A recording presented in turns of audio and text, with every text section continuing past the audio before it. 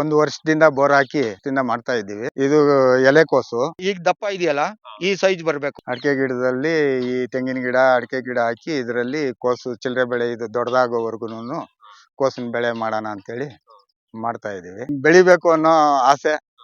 ಈಗ ಎಲ್ಲ ಮಾಡ್ತಾರೆ, ನಾವು ನೀರಿದೆ ಮಾಡ್ಬೇಕು ಅಂತ ಏನೋ ಕಷ್ಟಪಟ್ಟು ಮಾಡಿದ್ರೆ ಏನೋ ಸ್ವಲ್ಪ ಆದಾಯ ಬರುತ್ತೆ ಅಂತೇಳಿ ಮಾಡ್ತಾ ಇದ್ದೀವಿ. ಈಗ 3 ಎಕರೆಗೆ ಹಾಕಿದೀವಿ. ಇದು 65 ದಿನದಿಂದ 70 ದಿನಕ್ಕೆ ಇದು ಕಂಪ್ಲೀಟ್ ಆಗೋದು. 65 ದಿನಕ್ಕೆ ಸ್ಟಾರ್ಟ್ ಆಗುತ್ತೆ. ಒಂದೊಂದು ಗಡ್ಡೆ ಒಡೆದು ಬಿಡ್ತದೆ.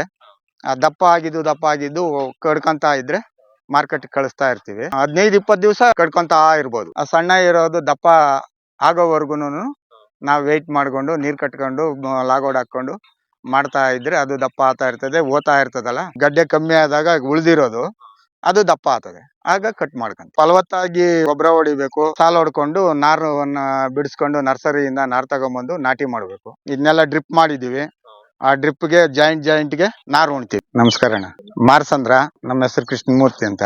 ನಾವು ಈಗ 1 ವರ್ಷದಿಂದ ಬೋರ್ ಹಾಕಿ 1 ವರ್ಷದಿಂದ ಮಾಡ್ತಾ ಇದ್ದೀವಿ. ಬೋರಲ್ಲಿ ನೀರ್ ಚೆನ್ನಾಗಿ ಬರುತ್ತೆ. ಈಗ ಯಾವ ಬೆಳೆ ಹಾಕಿದ್ದೀರಾ? ಕೋಸಿನ ಬೆಳೆ ಹಾಕಿದೀವಿ. ಏನ್ ಕೋಸಣ್ಣ ಇದು ಎಲೆಕೋಸು. ಅಲ್ಲಿ ಈ ಅಡಿಕೆ ಗಿಡ ಹಾಕಿದ್ವಿ.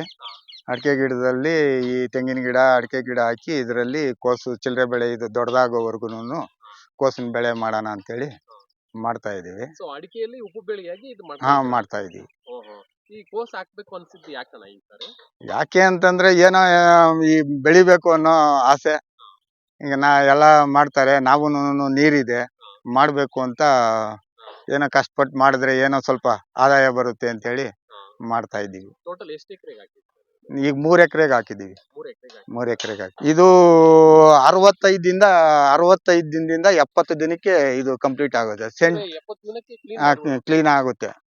ಒಂದು ವಾರ ಕಾಲ ತಡೆದ್ರು ತಡೀತದೆ. ಈಗ ಫಸ್ಟ್ ಸ್ಟಾರ್ಟಿಂಗು 65 ದಿನಕ್ಕೆ ಸ್ಟಾರ್ಟ್ ಆಗುತ್ತೆ. ಒಂದೊಂದು ಗಡ್ಡೆ ಒಡೆದು ಬಿಡ್ತದೆ. ದಪ್ಪ ಆಗಿದ್ದು ಕಡ್ಕೊಂತ ಇದ್ರೆ ಮಾರ್ಕೆಟ್ ಕಳಿಸ್ತಾ ಇರ್ತೀವಿ. ಕಳಿಸಿ ಅದೆಲ್ಲಾನು ಇದಾದ್ರೆ ಒಂದು 15-20 ದಿವಸ ಕಡ್ಕೊಂತ ಇರ್ಬೋದು. ಯಾಕೆಂದ್ರೆ ಸ್ವಲ್ಪ ಸಣ್ಣ ಇರ್ತದೆ. ಆ ಸಣ್ಣ ಇರೋದು ದಪ್ಪ ಆಗೋವರೆಗೂನು ನಾವು ವೆಯ್ಟ್ ಮಾಡ್ಕೊಂಡು ನೀರ್ ಕಟ್ಕೊಂಡು ಲಾಗೋಡ್ ಹಾಕೊಂಡು ಮಾಡ್ತಾ ಇದ್ರೆ ಅದು ದಪ್ಪ ಆಗ್ತಾ ಇರ್ತದೆ. ಓದ್ತಾ ಇರ್ತದಲ್ಲ, ಆ ಗಡ್ಡೆ ಕಮ್ಮಿ ಆದಾಗ ಉಳ್ದಿರೋದು ಅದು ದಪ್ಪ ಆಗ್ತದೆ. ಆಗ ಕಟ್ ಮಾಡ್ಕೊಂತೀವಿ. ಇದು ಬಂದು ಗಡ್ಡೆ ಕೋಸು ಅನ್ಬೇಕಾಯ್ತು. ಎಲೆಕೋಸು. ಇದು ಎಲ್ಲ ನಾರ್ಮಲ್ ಏನಕ್ಕೆ ಯೂಸ್ ಮಾಡ್ತಾರಣ್ಣ ಈ ಕೋಸನ್ನ? ಈಗ ಪಲ್ಯ ಮಾಡ್ತಾರೆ. ಈಗ ಈ ಗೋಬಿ ಮಂಜೂರಿಗೆ ಹೋಗುತ್ತೆ. ಈಗ ಸುಮಾರು ವೆರೈಟಿ ಈ ತಿಂಡಿಗಳಿಗೆ ಏನೇನ್ಕೋ ಎಲ್ಲ ಉಪಯೋಗಿಸ್ತಾರೆ. ಗೋಬಿ ಮಂಜೂರಿ, ಮನೆಯಲ್ಲಿ ಜಾಸ್ತಿ ಪಲ್ಯಗಳು ಇದು ಮಾಡ್ತಾರೆ. ಪಲ್ಯಗಳಿಗೆ ಜಾಸ್ತಿ ಇದು. ಮಾರ್ಕೆಟ್ ಇದರಲ್ಲಿ ಅಂಗಡಿ ಇದರಲ್ಲಿ ಗೋಬಿ ಮಂಜೂರಿ ಅಂತೆ ಈ ಕೆಲವಾರು ಐಟಮ್ಗಳಿಗೆಲ್ಲಾನು ಹಾಕ್ತಾರೆ. ಇದನ್ನ ನಾವು ಈಗ ಏನಾದ್ರು ಬೆಳಿಬೇಕಂದ್ರೆ ಸ್ಟಾರ್ಟಿಂಗ್ ಭೂಮಿನ ಹೆಂಗೆ ಮಾಡ್ಕೋಬೇಕಣ್ಣ? ಹೆಂಗ್ ರೆಡಿ ಮಾಡ್ಕೋಬೇಕು? ಇದು ಎಲ್ಲಾನು ಫಲವತ್ತಾಗಿ ಗೊಬ್ಬರ ಹೊಡಿಬೇಕು. ಅದಕ್ಕೆ ಸಾಲ್ ಮಾಡಿ ಚೆನ್ನಾಗಿ ಉತ್ತು ಆಬದ್ ಮಾಡ್ಕೊಂಡು ಅದರಲ್ಲಿ ನಾವು ಆದ್ಮೇಲೆ ಸಾಲ ಹೊಡ್ಕೊಂಡು ನಾರನ್ನ ಬಿಡಿಸ್ಕೊಂಡು ನರ್ಸರಿಯಿಂದ ನಾರ್ ತಗೊಂಬಂದು ನಾಟಿ ಮಾಡ್ಬೇಕು. ನಾಟಿ ಮಾಡಿದ್ರೆ ಅದನ್ನ ಸಾಲ್ಗೆ ಲೈನಾಗಿ ಉಣ್ಬೇಕು. ಇದನ್ನೆಲ್ಲ ಡ್ರಿಪ್ ಮಾಡಿದೀವಿ. ಆ ಡ್ರಿಪ್ಗೆ ಜಾಯಿಂಟ್ಗೆ ಇದು ಮಾಡ್ತೀವಿ, ನಾರು ಉಣ್ತೀವಿ. ಡ್ರಿಪ್ಪಲ್ಲೇ ಕೊಡೋದು. ನರ್ಸರಿಯಿಂದ ತಂದ್ಬಿಟ್ಟು ಜಸ್ಟ್ ನಾಟಿ ಮಾಡ್ಬಿಟ್ಟು ಡ್ರಿಪ್ಪಲ್ಲಿ ವಾಟರ್ ಕೊಡ್ತೀವಿ. ವಾಟರ್ ಕೊಟ್ಟು ದಿನಕ್ಕೆ ವಾಟರ್ ಹೆಂಗ್ ಕೊಡ್ಬೇಕಣ್ಣ? ಡೈಲಿ ಕೊಡ್ಬೇಕಾ ಹೆಂಗೆ? ಅದು ನೋಡ್ಕೊಂಡು ಜಾಸ್ತಿ ತೆವ ಆಗಂಗಿಲ್ಲ, ಜಾಸ್ತಿ ಒಣಗೋಂಗೂ ಇಲ್ಲ. ಆಗಾಗ ನೋಡ್ಕೊಂಡು ಅದಕ್ಕೆ ಬಿಡ್ತಾ ಇರ್ಬೇಕು. ಸಾಕು. ದಿನಕ್ಕೊಂದ್ಸಾರಿ ಒಂದೊಂದ್ ಗಂಟೆ ಹೊತ್ತು ಬಿಟ್ರೆ ಅದರಲ್ಲೇ ಇದಾಗ್ತದೆ. 70 ದಿವಸದ ಬೆಳೆ. 70 ದಿವಸಕ್ಕೆಲ್ಲ ಕಟಾವು ಬಂದ್ಬಿಡುತ್ತೆ. ಈಗ ಇದನ್ನ ಬೆಳಿಬೇಕಂದ್ರೆ ಏನೆಲ್ಲ ಔಷಧಿಗಳೆಲ್ಲ ಹೊಡಿಬೇಕಲ್ಲ? ಔಷಧಿಗಳೆಲ್ಲ ಹೊಡಿಬೇಕು. ಒಂದು ವಾರಕ್ಕೆ ಸ್ಟಾರ್ಟ್ ಮಾಡಿದ್ರೆ ಒಂದು 10 ದಿವಸ ಆದ್ಮೇಲೆ ಇನ್ನ ಒಂದು ವಾರ ನೋಡ್ಕೊಂಡು ವಾರಕ್ಕೊಂದ್ಸಾರಿ ಹೊಡಿತಾ ಇರ್ಬೇಕು. ವಾರಕ್ಕೊಂದ್ಸರಿ ಹೊಡಿಬೇಕು. ಹೊಡಿಬೇಕು. ಸೊ ಈಗ ನಾರ್ಮಲ್ ಆಗಣ ಇದನ್ನ ಎಲ್ಲಿ ಹೆಚ್ಚಾಗಿ ಬೆಳಿತಾರೆ ಇಲ್ಲಿ ಏರಿಯಾದಲ್ಲೆಲ್ಲ ಬೆಳಿತಾರೆ. ಈ ಏರಿಯಾದಲ್ಲೆಲ್ಲ ಸುಮಾರು ಜನ ಬೆಳಿತಾರೆ. ಇದು ಬೆಂಗಳೂರಿಗೆ ತುಂಬಾ ಹತ್ರ ಇರುವಂತ ಬೆಂಗಳೂರಿಗೆ ತುಂಬಾ ಹತ್ರ ಇದೆ, ಅಲ್ಲೆಲ್ಲ ಚೆನ್ನಾಗಿ ಓಡುತ್ತೆ. ಆದ್ರೆ ಮಾರ್ಕೆಟ್ಗಳು ಚೆನ್ನಾಗಿ ಓಡುತ್ತೆ. ಆದ್ರೂನು ಒಂದೊಂದ್ ಸಾರಿ ರೇಟ್ ಬಿದ್ದೋಗ್ಬಿಡುತ್ತೆ. ಹ್ಮ್. ಇದು ರೇಟ್ ಬರೋದು ಯಾವಾಗ ನಾರ್ಮಲ್ ಆಗಿ ಈಗ ಎಲೆಕೋಸಿಗೆ ಈ ಆಷಾಢ ಟೈಮಿಗೆ ಬರಬೇಕು, ಮಳೆಗಾಲದಲ್ಲಿ. ಆ ಮಳೆ ವೆದರು ಚಳಿ ಇದು ಜಾಸ್ತಿ ಆದಾಗ ಈ ಇದು ಚೆನ್ನಾಗಿ ಓಡ್ತದೆ, ಅವಾಗ ರೇಟ್ ಬೇಡಿಕೆ ಚೆನ್ನಾಗಿರ್ತದೆ. ಅದೇ ಬೇಸಿಗೆ ಕಾಲದಲ್ಲಿ ಇದಕ್ಕೆ ಬೇಡಿಕೆ ಕಮ್ಮಿ. ಅಂದ್ರೆ ಈ ಚಳಿಗಾಲ ಮಳೆಗಾಲದಲ್ಲಿ ಇದು ಬೇಡಿಕೆ ಜಾಸ್ತಿ ಇರುತ್ತೆ. ಬಾಂಬೆ, ಹೈದರಾಬಾದು, ಡೆಲ್ಲಿ ಈ ಕಡೆಗೆ ಪಾರ್ಸಲ್ ಹೋಗ್ತದೆ. ಇದು ಇದು ಸೆಂಟ್ ಕೋಸು ಅಂತ. ಇದು 1 kg ಇಂದ 1.5 kgನೇ ಬರೋದು ಇದು. ಫುಲ್ ಒಂದು ಚೆನ್ನಾಗಿರೋದು ಒಂದು ಗಡ್ಡೆ 1.25 kg 1.5 kg ಬರುತ್ತೆ. ಮೀಡಿಯಂ ಆಗಿರೋದು ಅರ್ಧ kg ಮೇಲೆ ಬರುತ್ತೆ. ಅರ್ಧ kgಗೆ ಸ್ಟಾರ್ಟ್ ಮಾಡ್ಬೋದು. 1.5 kg ವರೆಗೂ ಈಗ ನಮ್ ಗಡ್ಡೆ ಇದೆ. ಈ ಗಡ್ಡೆ 1.5 kg ವರೆಗೂ ಇದೆ. ಅದು ಚೆನ್ನಾಗಿ ಇದಾಗುತ್ತೆ. ಅದೇ ಪಾರ್ಸಲ್ಗೆ ಅಂತಂದ್ರೆ ಬೇರೆ ಇನ್ನೊಂದು ಜಾತಿ ಬರುತ್ತೆ, ಮಹಾರಾಣಿ ಅಂತ. ಅದರಲ್ಲಿ ವೆರೈಟಿ ಇದೆ, ಚಪಾತಿ ಕೋಸು. ಇಲ್ಲಿ ಎಲ್ಲೋ ಇದೆ ನೋಡಿ, ಇಲ್ಲೆಲ್ಲೋ ಇದೆ. ಇದಲ್ಲ, ನೋಡಿ ಆ ತರ. ಅದು ಚಪಾತಿ ಕೋಸು ಅಂತ. ಅದು ಮಹಾರಾಣಿ ಇದು ಬರುತ್ತೆ. ಅದರಲ್ಲಿ ವೆರೈಟಿಗಳಿದೆ. ಅದು ಮಾಡಿದ್ರೆ ಅದು 3 kg ಇಂದ 4 kg ಬರುತ್ತೆ. ಒಂದು ಗಡ್ಡೆ 4 kg ಬರುತ್ತೆ. ಅದು ಪಾರ್ಸಲ್ ಚೆನ್ನಾಗಿ ತಡೀತದೆ. ಆ ಕಡೆ ಎಲ್ಲ ಹೋಗುತ್ತೆ. ಅದು ಎಲೆ ಇದೆ ನೋಡಿ, ಆ ಎಲೆ ಜಾಸ್ತಿ ಕಟ್ ಮಾಡಿ ಹಾಕ್ತಾರೆ. ಅಲ್ಲಿಗೆ ಹೋಗೋವರೆಗೂ ತಡೀತದೆ. ಇದು ತಡೆಯಲ್ಲ ಅಂತೇಳಿ ಜಾಸ್ತಿ ದೂರ ಕಳ್ಸಲ್ಲ. ಇದನ್ನ ಇಂಪೋರ್ಟೇಟ್ ಮಾಡ್ತಾರೆ ರಿಲಯನ್ಸ್ನವರು, ಅವರು ಇನ್ನ ಬೇರೆ ಬೇರೆ ಮಾಲ್ಗಳವ್ರು ಇದೆಯಲ್ಲ, ಅವರೆಲ್ಲನೂ ಅವ್ರಿಗೆ ಪರ್ಚೇಸ್ ಜಾಸ್ತಿ. ಇದು ಅವ್ರಿಗೇನೇನೆ ಜಾಸ್ತಿ ಮಾರ್ಕೆಟ್ಗೆ. ನಾವು ಮೊದ್ಲು ಹಾಕ್ತಾ ಇದ್ವಿ, ಆದ್ರೆ ನಮ್ಗೆ ಇರ್ಲಿಲ್ಲ, ಬಿಟ್ಬಿಟ್ಟಿದ್ವಿ. ಈಗ ಇಲ್ಲಿ ನೀರಿರೋದ್ರಿಂದ ಮಾಡಿದೀವಿ. ಇನ್ನು ಮುಂದೆ ಮಾಡ್ಬೇಕು ಅಂತ ಆಸೆ ಪಡ್ತಾ ಇದ್ವಿ. ನೀರ್ ಇರ್ಲೇಬೇಕು, ಮೇಯ್ನು ನೀರ್ ಇರ್ಬೇಕು. ಇದಕ್ಕೆ ನೀರಿದ್ರೇನೆ ಬೆಳೆ. ಇಲ್ಲ ಅಂತಂದ್ರೆ 3 ದಿವಸ ನೀರು ಕಟ್ಟಲಿಲ್ಲ ಅಂತಂದ್ರೆ ಎಲ್ಲ ಒಣಗ್ಬಿಡ್ತದೆ, ಬಾಡ್ಬಿಡ್ತದೆ. ಆಗ ನೀರು ಇದ್ರೇನೆ ಇದು ಮೇಲಿನ ಬೇರು. ಇದು ಜೋಳ ಬೇರೆ ಬೆಳೆ ಆದ್ರೆ, ಕೆಲವು ಬೆಳೆ ಆದ್ರೆ ಬೇರುದು ಒಳಗಿಳಿತದೆ, ಅದು ದಪ್ಪ ಬೇರು ತಡೀತದೆ. ಅದೇ ನಮ್ಮ ಈ ಬೇರು ಮೇಲೇನೆ ಇರ್ತದೆ. ಎಲ್ಲ 1 ಅಂಗ್ಲ 1.5 ಅಂಗ್ಲದಲ್ಲಿ 2 ಅಂಗ್ಲದ ಒಳಗೇನೇನೆ ಬೇರು ಇರೋದು, ಸಣ್ಣ ಬೇರು. ಆ ಸಣ್ಣ ಬೇರು ಇರೋದ್ರಿಂದ ಇದು ಬಿಸಿಲಿಗೆ ಒಣಗ್ಬಿಟ್ರೆ ಮೇಲೆ ಒಳಗ್ ತ್ಯಾವ ಎಷ್ಟೇ ಇರ್ಲಿ, ಮ್ಯಾಲ್ ಎಪ್ಪು ಒಣಗ್ಬಿಟ್ರೆ ಅದು ಒಣಗ್ಬಿಡ್ತದೆ. ತಡೀತದೆ. ಇದು ಬೇರ್ ಮೇಲೇನೆ ಇರೋದ್ರಿಂದ ಅದು ತಡೆಯಲ್ಲ. ತ್ಯಾವ ಬೇಕು. ಅಡಿಕೆನು ಅದು ಉಣಿದೀವಿ, ಅದ್ರಲ್ಲಿ ಇದೆಲ್ಲ ಮಾಡ್ಕೊಂಡಿದೀವಿ, ಉಪಬೆಳೆ. ಈಗ ಇದ್ರ 3 ಎಕರೆ ಹಾಕಿದ್ದೀರಾ. ಇನ್ನ ಹಣದ ವಿಚಾರಕ್ಕೆ ಬಂದ್ರೆ ಎಷ್ಟು ಖರ್ಚಾಗಿದೆ, ಎಷ್ಟು ಬರೋ ತರ ಇದೆಯಾ? ಈ ಸಾರಿ ಸ್ವಲ್ಪ ಲಾಸು, ಬೆಲೆ ಕಮ್ಮಿ ಆಗಿದೆ, ಲಾಸು ಅಂತೇಳಿ ಮಾಡ್ತಿದ್ದಾರೆ. ಈಗ ಒಬ್ಬೊಬ್ರು ಬಂದು ಒಂದೊಂದು ರೇಟ್ ಕೇಳ್ತಾರೆ. ಒಬ್ರು 60,000 ಕೇಳಿದ್ರು, 3 ಎಕರೆನೂ 60,000 ಕೇಳಿದ್ರು. ನಾವು ಆಗಲ್ಲ ಅಂತೇಳಿ ಇದ್ ಮಾಡ್ತಾ ಇದ್ವಿ. ಆಮೇಲೆ ಯಾರೋ ಬಂದು ಒಂದು 10,000 20,000 ಜಾಸ್ತಿ ಕೇಳಿದ್ರು.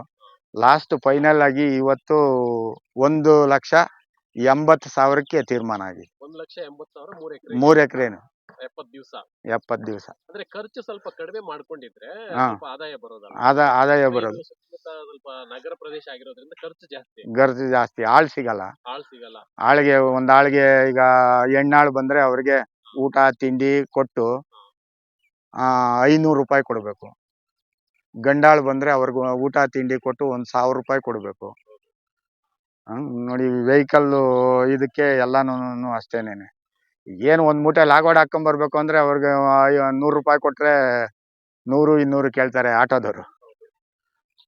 ಈಗ ಅಂಗಡಿಯಿಂದ ಇಲ್ಲಿಗೆ ಬರ್ಬೇಕು ಅಂತಂದ್ರೆ ಮೊನ್ನೆ 5 ಮೂಟೆ ಹಾಕೊಂಡ್ ಬರೋದಕ್ಕೆ 350 ರೂಪಾಯಿ ಕೇಳಿದ್ರು. ಈಗ ಕೊಡ್ಲೇಬೇಕು. 5 ಮೂಟೆ ಲಾಗೋಡ್ ಬರ್ಬೇಕು ಅಂತಂದ್ರೆ ಕೊಡ್ಲೇಬೇಕು ಅಲ್ವಾ. ನಾವು ಹೊತ್ಕೊಂಬರಕ್ ಆಗಲ್ಲ. ಅಂದ್ರೆ ಈಗ ನಿಮ್ಗೆ ನಗರ ಪ್ರದೇಶ ಆಗಿರೋದ್ರಿಂದ ಖರ್ಚು ಜಾಸ್ತಿ ಬರುತ್ತೆ. ಹಳ್ಳಿ ಪ್ರದೇಶದಲ್ಲಿ ಆದ್ರೆ ಸ್ವಲ್ಪ ಖರ್ಚು ಕಡಿಮೆ ಮಾಡ್ಕೊಂಡು ಕಮ್ಮಿ ಬರುತ್ತೆ.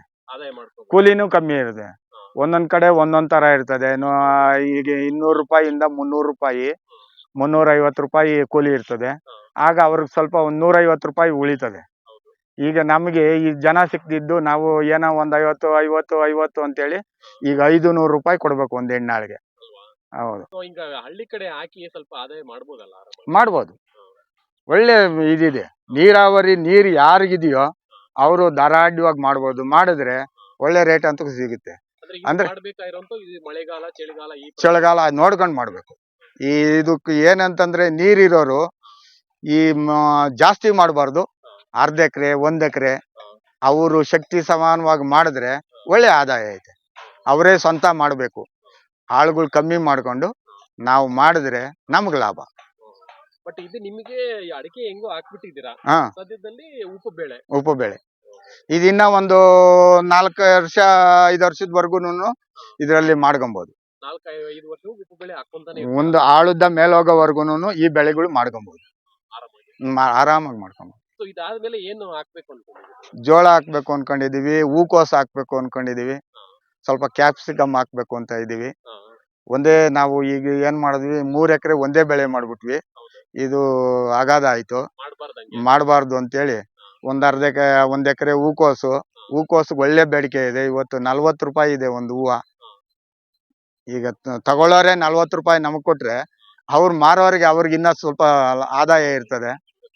ಅದರಿಂದ ಇವಾಗ ನಮ್ಮವರೇ ಯಾರೋ ಮಾಡಿದ್ರು, 8,000 ಸಸಿ ಉಣಿ ಇವತ್ತು 1,20,000 ಕೊಟ್ಟಿದ್ದಾರೆ. ನಾವು 60,000 70,000 ಸಸಿ ತಂದು ಉಣಿ ನಮ್ಗೆ 1,80,000 ಅಷ್ಟೇ. ಈಗ ಹೂಕೋಸು ಇದ್ದಿದ್ರೆ ಬೇಡಿಕೆ ಚೆನ್ನಾಗಿದೆ. ಹೂಕೋಸಿಗೆ ನೋಡಿ, ನಮ್ಮ ರಿಲೇಷನ್ನೇನೆ 8,000 ನಾರು ಉಣಿದಕ್ಕೆ 1,20,000 ಕೊಟ್ಟಿದ್ದಾರೆ. ನೀವು 60,000 ಉಣಿರೋದು? ಹಾ, ನಾವು 70,000 ಉಣಿದ್ದು. ಒಂದ್ 5,000 10,000 ಹೋಗ್ಲಿ, ಆದ್ರೆ ಈಗ ಇಷ್ಟ ಆಗಿ 60,000 ಹಾ, ಅಂದ್ರೆ ನಿಮ್ಗೆ ಆಲ್ಮೋಸ್ಟ್ ಎಷ್ಟು ಬರ್ಬೇಕಾಯ್ತಲ್ಲ? ನಮ್ಗೆ ಈಗ ಎಲ್ಲಾ ಹೇಳ್ತಿದ್ರು ಬೆಳೆ ಇದಕ್ಕೆ ಈ ಸಾರಿ ಒಳ್ಳೆ ಬೆಳೆ ಬೆಳೆದು ಬಿಟ್ರೆ ನಿಮ್ಗೆ ಈಗ ಒಂದು 7 ಲಕ್ಷದಿಂದ 8 ಲಕ್ಷ ರೂಪಾಯಿವರೆಗೂ ಸಿಗ್ತದೆ, ಈ ಬೆಲೆ ಸಿಗ್ತದೆ, ಒಳ್ಳೆ ಸೀಸನ್ ಅಂತೇಳಿ ಹೇಳ್ತಿದ್ರು. ಆದ್ರೆ ಮಿಸ್ ಆಗೋಯ್ತು, ಹಿಡಿಲಿಲ್ಲ. ಅದರಿಂದ ಈಗ ಇಷ್ಟಿದೆ. ಈ ಪೈಪ್ ಇದೆಯಲ್ಲ, ಇದರಲ್ಲಿ ಈ ಡ್ರಿಪ್ ನಲ್ಲಿ ಇದು ನೀರ್ ಬರುತ್ತೆ. ಇದರಲ್ಲಿ ಈ ಡ್ರಿಪ್ ನಿಂದ ಈ ಡ್ರಿಪ್ ಇಲ್ಲಿದೆ ಡ್ರಿಪ್ ಜಾಯಿಂಟ್. ಈ ಜಾಯಿಂಟ್ ಮಧ್ಯೆ ಈ ಜಾಯಿಂಟ್ಗೂ ಮಧ್ಯೆ ಈ ನೀರ್ ಬರತ್ತವೆ ಉಣ್ಕೊಬೇಕು. ಇದ್ರ ನೀರು ಅದಕ್ಕೆ ಸಿಕ್ಕುತ್ತೆ.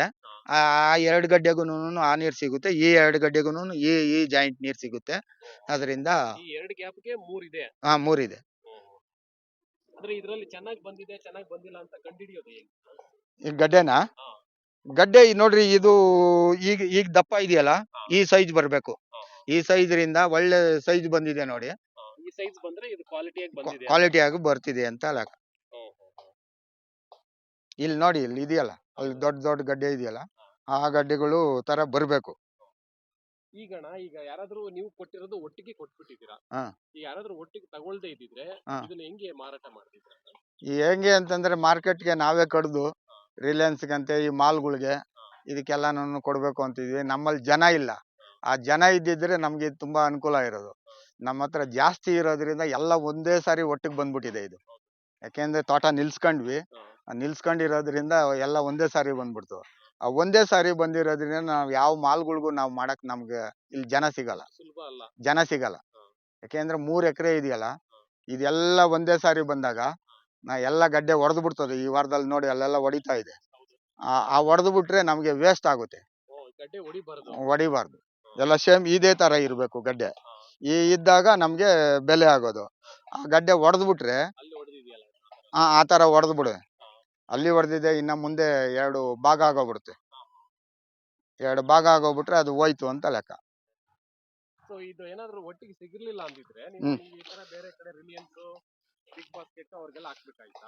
ಹಾಕ್ಬೇಕ. ಅವರು ದಿನಕ್ಕೆ 1,000 1,500 2,000 3,000 ಕೇಳ್ತಾರಂತೆ. ಅವ್ರು ಇಂಡಿಯಂಟಿ ಏನ್ ಕೊಟ್ರೆ ನಾವ್ ಅದನ್ನ ಪೀಸ್ ಲೆಕ್ಕದಾಗೆ ತಗೊಂಡೋಗಿ ಹಾಕ್ಬೇಕು. ಟನ್ ಲೆಕ್ಕದಾಗ ತಗೊಂಡೋಗಿ ಹಾಕಿದ್ರೆ ಅವರು ಕಮಿಷನ್ ಇಲ್ಲ. ಎಲ್ಲ ನಮ್ಗೆ ಏನು ತೂಕ ಹಾಕಿ ಏನ್ ರೇಟ್ ಇರ್ತದೋ ಅದನ್ನ ಕೊಡ್ತಾರೆ. ಆವತ್ತಿನ ದಿನದಾಗ ಏನ್ ರೇಟ್ ಇದ್ರೆ ಅದನ್ನ ಕೊಡ್ತಾರೆ.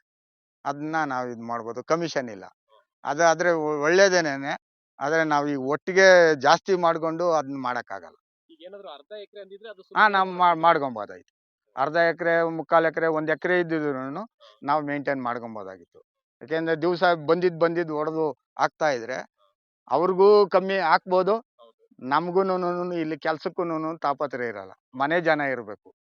ಒಂದ್ 3-4 ಜನ ಇದ್ದು ಒಂದೊಂದ್ ಟೆಂಪೋ ದಿನಾಕ ಒಂದ್ 3 ಟನ್ನು, 1.5 ಟನ್ನು ಎಷ್ಟು ಕೇಳಿದ್ರೆ ಅಷ್ಟು ಹಾಕಿದ್ರೆ ನಮ್ಗೆ ಲಾಭ. ಈಗ ಅಣ್ಣ ಈಗ 3 ಎಕರೆಗೂ ಇದೇ ಬೆಳೆ ಹಾಕ್ಬಿಟ್ಟು ಎಲ್ಲೋ ನಾನು ಸ್ವಲ್ಪ ಮಿಸ್ ಮಾಡಿದೆ ಅಂತ ಅನಿಸ್ತಿದ್ಯಾ? ಅನಿಸ್ತಾ ಇದೆ. ಯಾಕೆಂತಂದ್ರೆ ಜಾಸ್ತಿ ಮಾಡ್ಬಿಟ್ವಿ, ಮಾಡ್ಬೇಕು ಅಂತ ಮಾಡ್ಬಿಟ್ವಿ. ಆದ್ರೆ ಇದು ಅಗಾಧ ಆಗ್ಬಿಟ್ಟಿದೆ. ಆಳುಗಳು ಇಲ್ದಿದ್ದು ಅಗಾಧ ಆಗಿದೆ. ಈಗ ಬೇರೆಯವ್ರನ್ನ ಯಾರನ್ನೋ ಹಿಡ್ದು ಒಬ್ರಲ್ಲ ಒಬ್ರು ಗಿರಾಕಿಗಳ್ನ ಹಿಡ್ದು ಇವತ್ತು ಈ ಬೆಲೆಗೆ ಮಾರಿದ್ದೀವಿ. ಈಗ ಅಂದ್ರೆ ನೆಕ್ಸ್ಟ್ ಅರ್ಧ ಎಕರೆಗೆ ಹಾ, ಹಾಕೋತಾ ಅರ್ಧ ಎಕರೆಗೆ ಹಾಕೊಂಡ್ರೆ ನಮ್ಗೆ ತೊಂದರೆ ಇಲ್ಲ, ಟೆನ್ಷನ್ ಇಲ್ಲ. ಟೆನ್ಷನ್ ಈ ಇರಲ್ಲ. ಊರು ಹತ್ರ ಇರೋದ್ರಿಂದ ಈಸಿಯಾಗಿ ಎಲ್ಲಿ ಬೇಕಾದ್ರೂ ಮಾರ್ಕೊಬೋದು. ಬೆಂಗಳೂರು, ದೊಡ್ಡಬಳ್ಳಾಪುರ, ಯಲಹಂಕ, ನಾವ್ ಎಲ್ಲಿ ಬೇಕಾದ್ರೂ, ದೇವನಹಳ್ಳಿ ಇದೆ, ಎಲ್ಲಿ ಬೇಕಾದ್ರೂ ಮಾರ್ಕೊಬೋದು.